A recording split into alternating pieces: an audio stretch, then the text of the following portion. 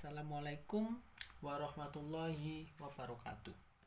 Kami dari kelompok 1 yang beranggotakan saya Ahmad Rifai serta dua teman saya yang bernama Alfia Khodrunada dan Alisa Cahyani akan mempresentasikan hasil rangkuman kami yang bertema hakikat dan tujuan ilmu pendidikan. Yang pertama, saya akan menjelaskan tentang konsep pendidikan.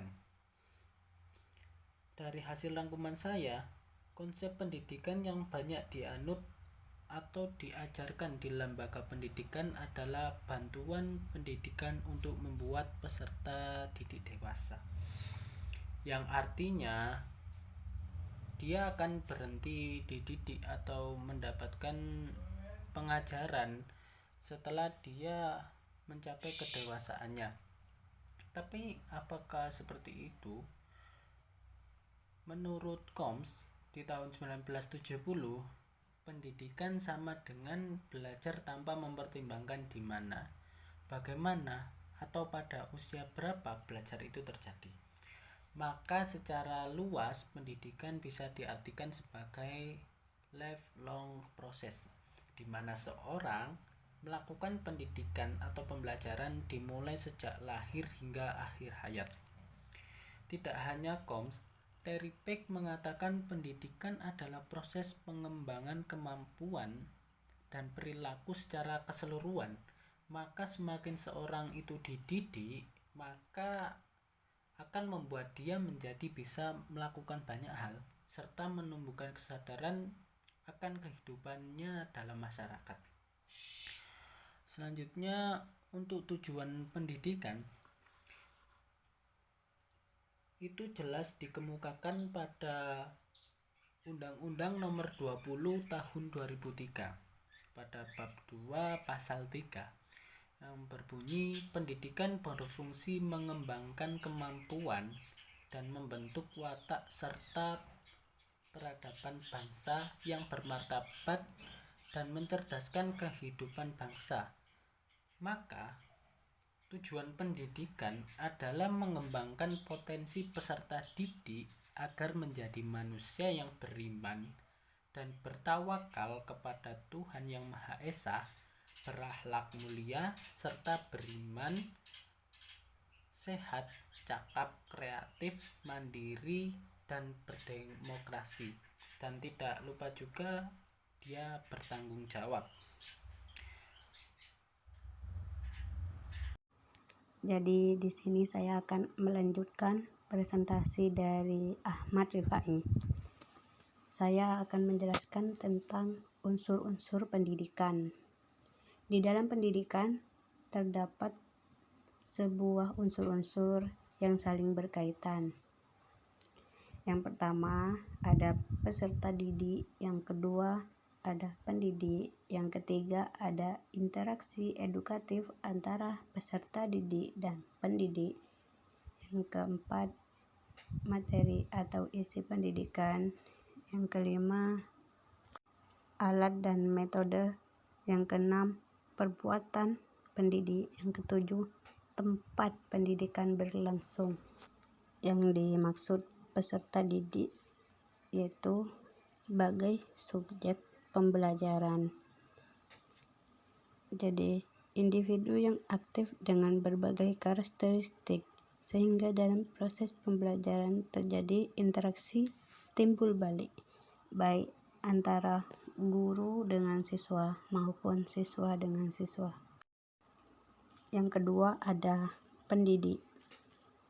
Pendidik ialah orang yang bertanggung jawab terhadap pelaksanaan proses pembelajaran tersebut.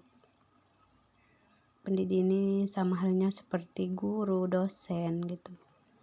Pendidik juga harus memiliki kewibawaan atau kekuasaan batin yang mendidik dan menghindari penggunaan kekuasaan lahir atau kekuasaan yang semata-mata didasarkan kepada unsur wewenang jabatan.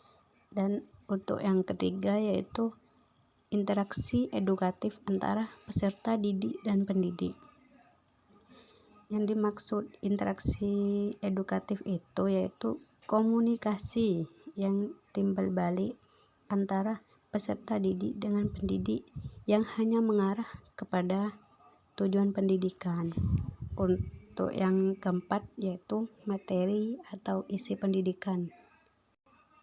Jadi materi ini telah diramu dalam kurikulum yang telah disajikan sebagai sarana pencapaian tujuan. Biasanya materi atau isi pendidikan ini dibuat oleh pendidik. Untuk yang kelima yaitu alat dan metode. Alat dan metode ini diartikan sebagai segala sesuatu yang dilakukan ataupun diadakan dengan sengaja. Jadi alat dan metode ini sudah dilakukan atau diadakan dengan sengaja. Misalnya seperti sekarang kan masih pandemi. Jadi perkuliahannya dengan menggunakan HP dan laptop. Metode pendidikan dibedakan menjadi dua, yaitu metode yang bersifat preventif. Metode yang mencegah terjadinya hal-hal yang tidak dikehendaki, misalnya larangan, pembatasan, peringatan, atau bahkan hukuman. Sedangkan yang metode yang kedua bersifat kuratif, yaitu memperbaiki, misalnya menasihati, memberi dorongan, atau memberi saran, penjelasan, dan lain sebagainya. Yang keenam yaitu perbuatan pendidik. Jadi ini merupakan kegiatan yang dilakukan oleh pendidik ketika menghadapi peserta didik, seperti tata cara dan sikap seorang pendidik dalam penyampaian materi. Pendidik juga harus bersikap menekan mental peserta didik karena hal ini sangat berpengaruh besar terhadap pendirian mental serta pengembangan peserta didik. Dan yang terakhir yaitu tempat pendidikan berlangsung. Yang dimaksud tempat pendidikan berlangsung, di mana kita melaksanakan pembelajaran tersebut, apakah di kelas, di halaman sekolah, atau di halaman kampus. Itu namanya tempat pendidikan berlangsung. Dan untuk lingkungan pendidikan meliputi sarana prasarana belajar, seperti ruangan kelas yang memadai, tersedianya ruangan untuk praktikum, dan tersedianya perpustakaan atau laboratorium. Untuk materi selanjutnya, kita masuk ke pendidikan sebagai sebuah sistem. Sebelum itu, kita harus tahu pengertian dari masing-masing materi yang akan kita bahas. Yang pertama, pendidikan. Kalian semua pasti sudah pernah dengar kata pendidikan, bukan? Tapi, tahukah kalian apa maksud dan pengertian dari pendidikan? Pendidikan adalah pembelajaran pengetahuan, keterampilan, dan kebiasaan sekelompok orang yang diturunkan dari satu generasi ke generasi berikutnya melalui pengajaran, pelatihan, atau penelitian. Selanjutnya, sistem. Kata sistem berasal dari bahasa Yunani, yaitu sistema, yang berarti cara atau strategi. Sedangkan pengertian sistem menurut istilah adalah kesatuan yang terdiri atas komponen-komponen atau unsur-unsur sebagai sumber-sumber yang mempunyai hubungan fungsional yang teratur, tidak acak, yang saling membantu untuk mencapai sebuah hasil atau produk. Ciri-ciri sistem. Ciri sebuah sistem yang pertama, adanya suatu keseluruhan atau totalitas. Jika kita berbicara tentang sistem, maka semuanya harus totalitas, urut, dan tidak boleh dipotong di tengah-tengah. Contohnya nih, kita berbicara tentang sistem pernafasan, maka harus dijelaskan secara urut tentang fungsi, pengertian, ataupun cara kerja, mulai dari rongga hidung, faring, laring, seterusnya sampai organ terakhir yaitu alveol. Ciri yang kedua adalah adanya komponen-komponen yang membentuk kesatuan organis. Yang ketiga, adanya hubungan keterkaitan antara komponen yang satu dengan yang lainnya. Dan yang terakhir, adanya tujuan yang ingin dicapai. Jadi, masing-masing komponen tadi memiliki tujuan yang sama, seperti jika di sistem pernafasan, kenapa bulu hidung itu menyaring udara yang masuk ke hidung, atau kenapa di alveolus terjadi pertukaran antara oksigen dan karbon dioksida. Itu karena semua komponen memiliki keterkaitan dan tujuan yang sama. Setelah mengetahui ciri-ciri sistem, sekarang kita memasuki pokok pembahasan, yaitu pendidikan sebagai sebuah sistem. Mengapa disebut demikian? Apa yang dimaksud dengan pendidikan sebagai sebuah sistem?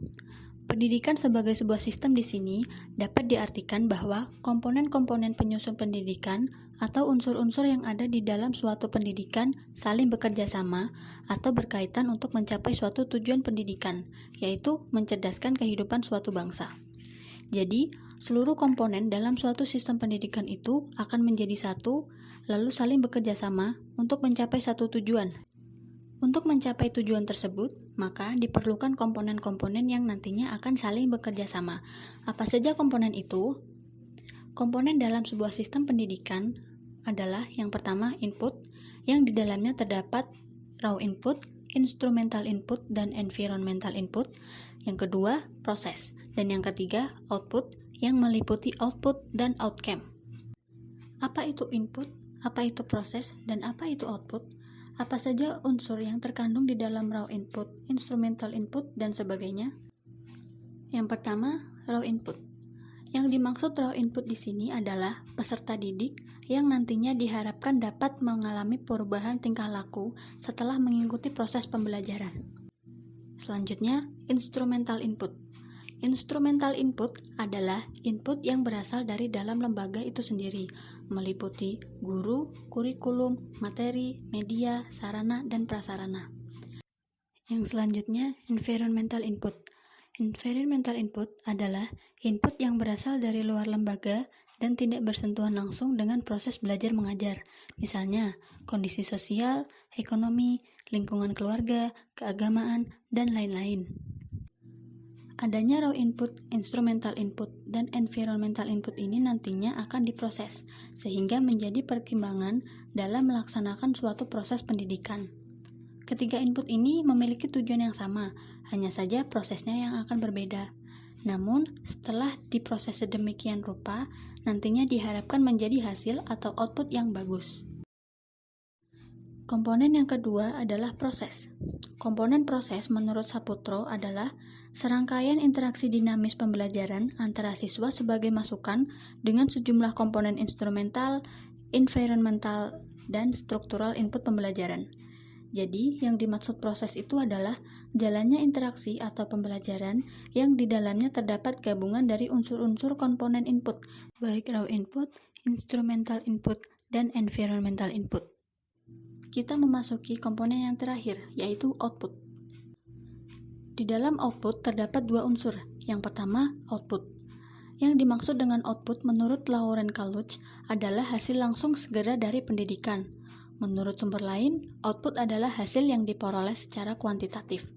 Misalnya, tahun ini kampus A meluluskan sarjana pendidikan sebanyak 300 mahasiswa. Nah, 300 mahasiswa inilah yang disebut sebagai output. Yang selanjutnya, outcome. Outcome adalah efek jangka panjang dari proses pendidikan, misalnya penerimaan di pendidikan lebih lanjut, prestasi dan pelatihan berikutnya, kesempatan kerja, penghasilan, serta prestise lebih lanjut. Contohnya, dari 300 mahasiswa yang lulus tadi, terdapat 100 mahasiswa yang berprofesi sebagai guru. Nah, 100 mahasiswa inilah yang disebut sebagai outcome. Intinya, outcome itu yang memberikan penggunaan dari ilmu yang didapat atau bisa dikatakan sejalur dengan profesinya.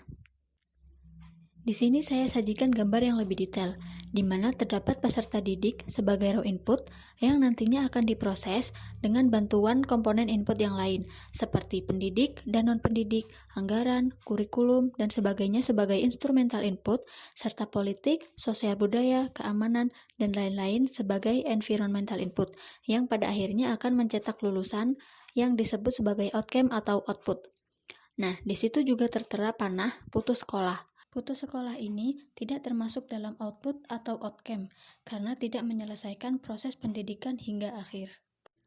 Mungkin itu yang bisa saya sampaikan mengenai materi tentang pendidikan sebagai sebuah sistem. Perlu saya ulangi, dengan kita menyebut pendidikan sebagai sebuah sistem, berarti kita memandang pendidikan terdiri dari komponen-komponen yang memiliki peran masing-masing, namun saling berkaitan, karena memiliki tujuan yang sama dalam sebuah pendidikan. Baiklah, mungkin hanya itu yang bisa kami bertiga sampaikan. Jika kalian ada pertanyaan, silahkan ditanyakan. Nantinya kita akan diskusikan bersama. Tapi ojo angel-angel yo rek. Baiklah, kami sampaikan terima kasih. Wassalamualaikum warahmatullahi wabarakatuh.